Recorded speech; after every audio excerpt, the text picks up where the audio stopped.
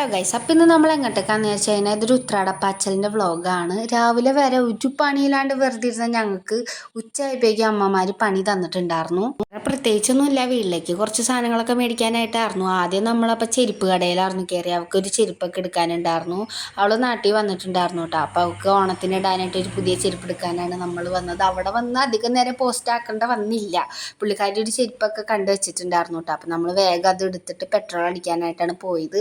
ഓണമൊക്കെയല്ലേ വരണേ, അപ്പം നമ്മൾ വിചാരിച്ചു ഡാഡിക്ക് പെട്രോൾ അടിച്ച് കൊടുക്കാമെന്ന്. ഡാഡി ഹാപ്പി, നമ്മൾ ഹാപ്പി. അതൊക്കെ കഴിഞ്ഞ് നമ്മൾ നേരെ പച്ചക്കറി മേടിക്കാനായിരുന്നു പോയത്. അവിടെ ആയിരുന്നെങ്കിൽ ഭയങ്കര പോസ്റ്റായിരുന്നു, ഭയങ്കര തിരക്കും കാര്യങ്ങളൊക്കെ ആയിരുന്നു. അപ്പം നമ്മൾ വിചാരിച്ചു വേറെ കടയിൽ പോയി മേടിക്കാമെന്ന്. പച്ചക്കറിക്കാണെങ്കിൽ ഓണത്തിൻ്റെ തലേദിവസമാണെങ്കിൽ ഒടുക്കത്തെ വിലയായിരിക്കും. വെളിച്ചെണ്ണേക്കായും കൂടുതലും വിലയായിരുന്നു പച്ചക്കറിക്ക്.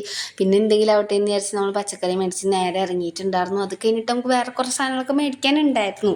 ഇത് നമുക്കായിട്ട് മേടിക്കാൻ വേണ്ടി നമ്മൾ കയറിയതായിരുന്നു കേട്ടോ. ഓണത്തിൻ്റെ തലേദിവസമാകുമ്പോൾ നമ്മൾ കയ്യിലൊക്കെ കുറച്ച് കലകളൊക്കെ വരച്ച് വെക്കാറുണ്ട്.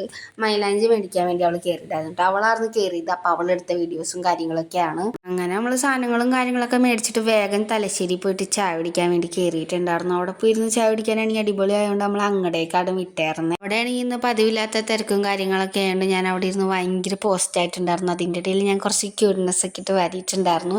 ഞാൻ ചായ കുടിച്ച, അവൾ ലൈമ കുടിച്ച. അപ്പോൾ അവൾ പറയുന്നുണ്ടായിരുന്നു അവളുടെ വീഡിയോ എടുക്ക്. അപ്പോൾ അവൾ ജീവിച്ച് കാട്ടുണ്ടായിരുന്നു കേട്ടോ. എൻ്റെ ഇടയിൽ ഞാൻ വീഡിയോ എടുക്കണുണ്ട്. അപ്പോൾ എല്ലാവരും എന്നെ തന്നെ നോക്കണ്ടായിരുന്നു കേട്ടോ. അപ്പം ഞാൻ ഒന്നും കൂടി എടുത്തു. എൻ്റെ ഒരു സമാധാനത്തിന് വേണ്ടിയിട്ട് ഞാൻ ഒന്നും കൂടി വീഡിയോ എടുത്തു. ഇതൊരു ഉത്രാടപ്പാച്ചലിനൊന്നും പറയാൻ പറ്റില്ല എങ്കിൽ പോലും നല്ല തിരക്കും കാര്യങ്ങളൊക്കെ ഉണ്ടായിരുന്നു.